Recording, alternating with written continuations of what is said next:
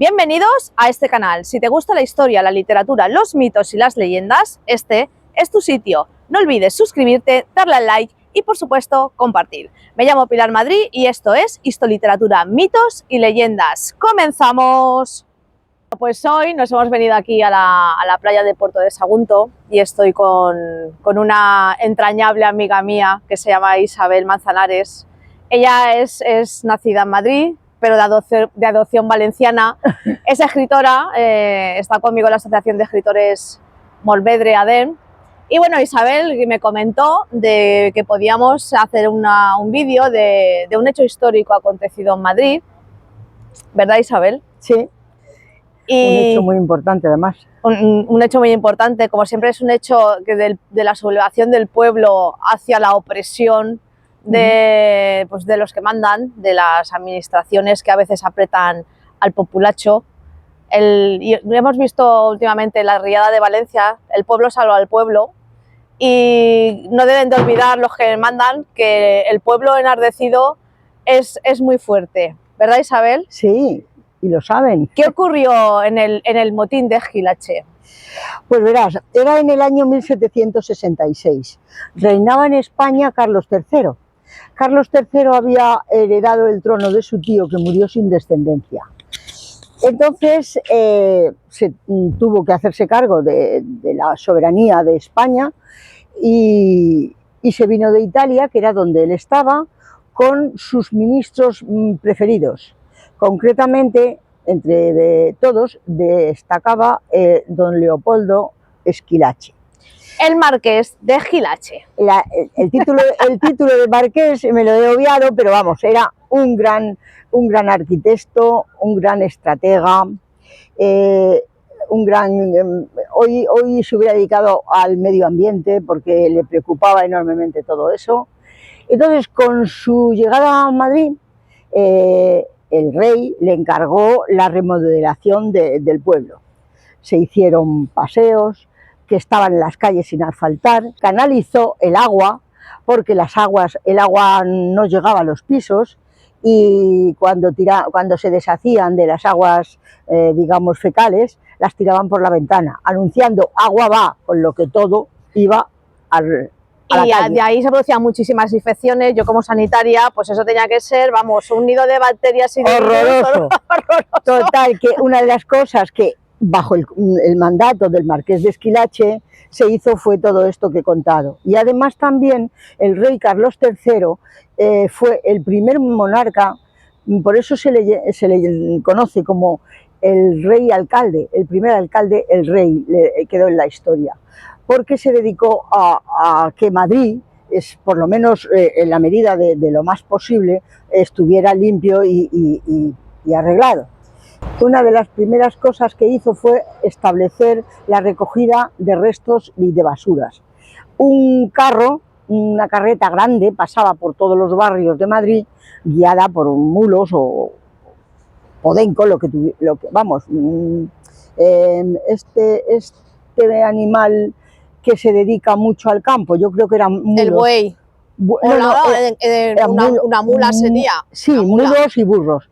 Entonces se dedicaban a recoger las basuras. El pueblo de Madrid, que tiene ese sentido del humor tan especial, lo llamaba la chocolatera. ¿La chocolatera? Qué curioso, ¿por qué? Porque la chocolatera.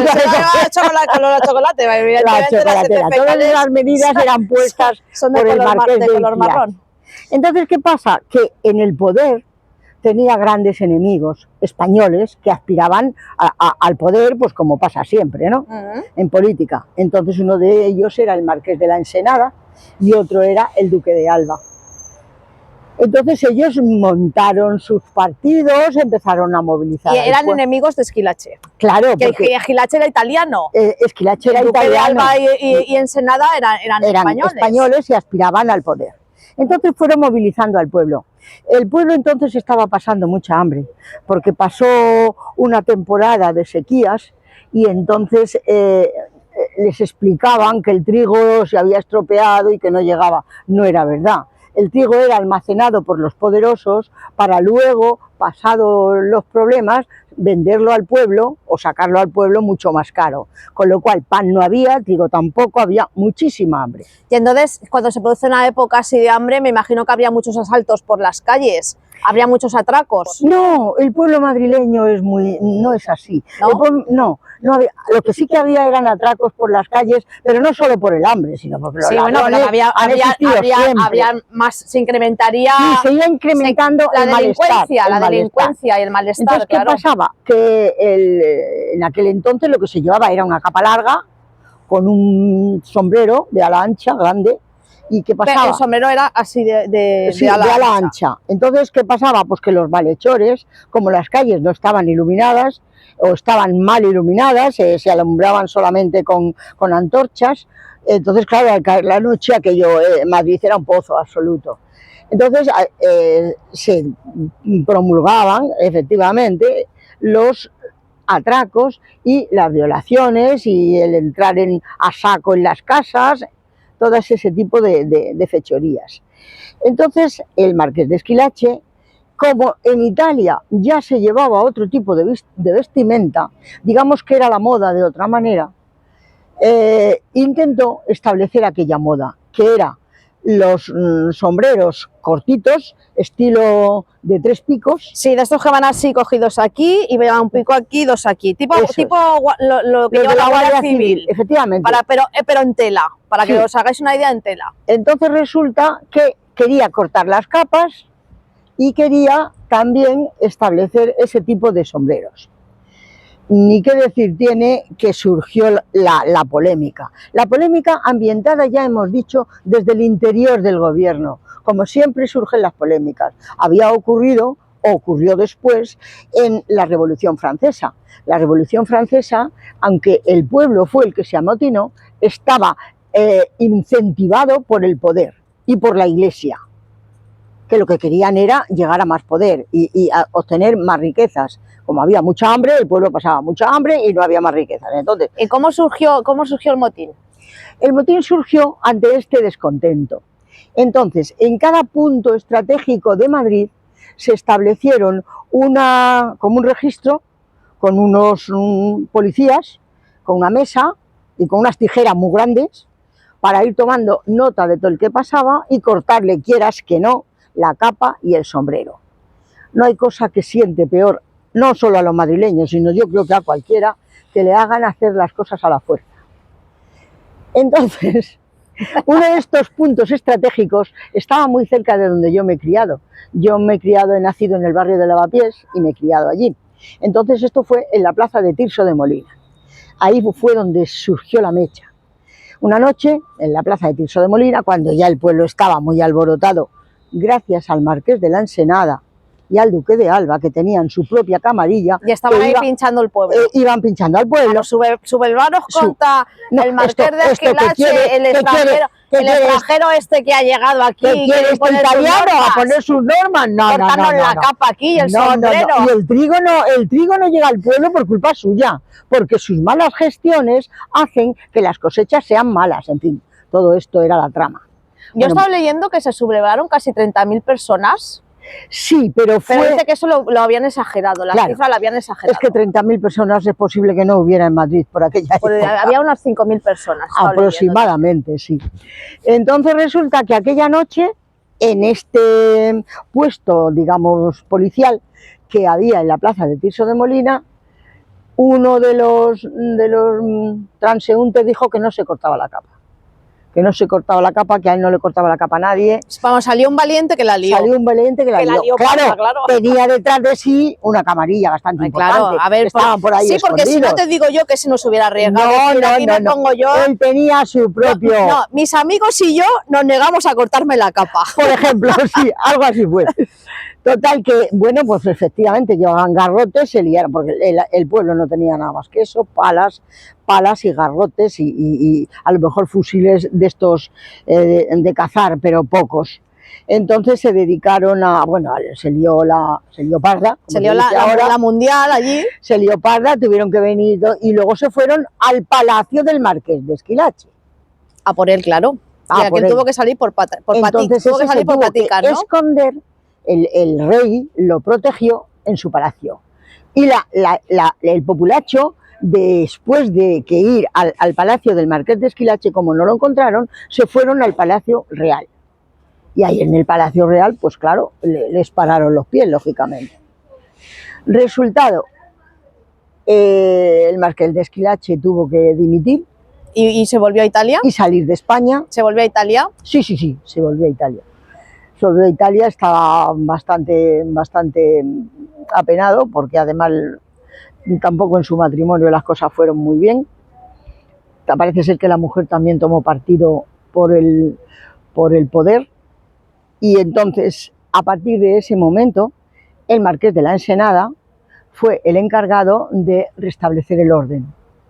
Haciendo suya la política de Esquilache, convenció al pueblo de que esa era la nueva moda y que España tenía que seguir las modas igual que los demás. Vamos, que hubo un cambio de moda forzado con una revolución. Total, pero hasta tal punto llegó a hacerlo, aprovechando la coyuntura, hacerlo bien a cara del populacho, que es lo que hace muchas veces la política, a cara del pueblo, ¿vale? Pues hacen las cosas como si fuera idea suya, lo cual no es cierto, pero bueno.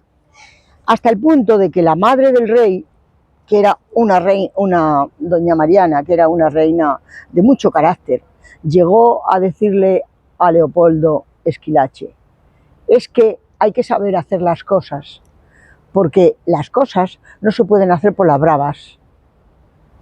O sea, una lección de política encubierta. Vamos, que esa era la más sensata de toda la familia, porque si ese hombre, por ejemplo, hubiera introducido la moda de otra manera, como diciendo, mira, esto es que lo traigo de mi país, porque es una moda vanguardista, y lo hubiera instaurado poco a poco, lo hubiera conseguido. Claro, el pueblo claro, no, pero tiene de relevante que detrás tenía ahí al duque de Alba y al marqués también de la Ensenada, que lo que querían era el poder y tirar a un italiano, y entonces les vino a huevo. Al pelo. Al pelo. A huevo. Hay una película protagonizada por Fernando Fernán Gómez y nuestra querida Concha Velasco, que se llama Esquilache, que yo se la recomiendo a todos los que estén interesados en la historia, porque es bastante fiel a lo que en realidad ocurrió. Entonces está magníficamente interpretada por Fernando Fernán Gómez, como no podía ser de otra manera, y por Concha Velasco. Entonces está muy bien ambientada de cómo estaba Madrid y de cómo estaba todo.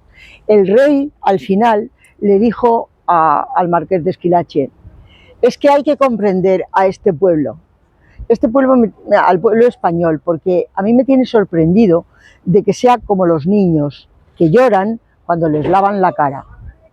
Esa frase es histórica, del rey Carlos III, el mejor alcalde que tuvo en Madrid. Pues nada, Isabel, muchas gracias por venir a relatarnos este hecho histórico del marqués de Esquilache.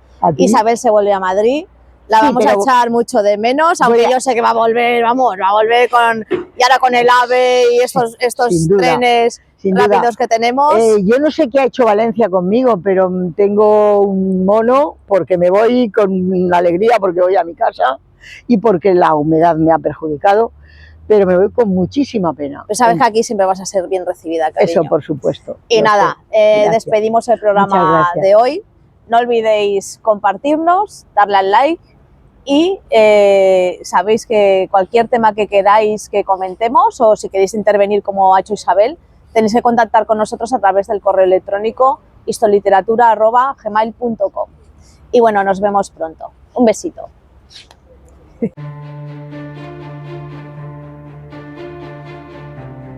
Más aquí, que si no me sales. ¿Lleva bien el pelo? Mira a ver si estoy bien colocada. ¿Estoy aquí bien colocada? Pero córrete un poquito hacia allá, ahí, para que estés más centrada, con la playa. ¿Vale? Perfecto. Vale.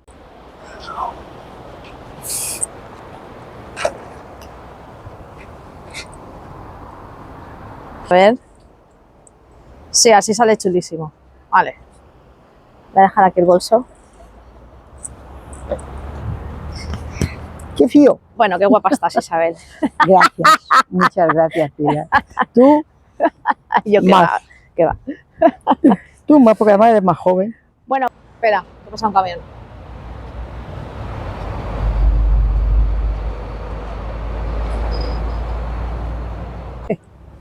Un abrazo, cariño. Bueno, hay muchas cosas que a lo mejor las he tergiversado un poco, pero la historia fue así. Lo has hecho estupendamente. Eso espero. Y nada, y sabes que aquí en Valencia siempre vas a ser bien recibida. Y Pero siempre si aquí es que en se lo sé yo, Fagundos si es que tengo yo aquí una cosa que... ¡Ay! Bueno, vamos a decir adiós. Que luego ponemos las tomas falsas. Sí, qué bueno.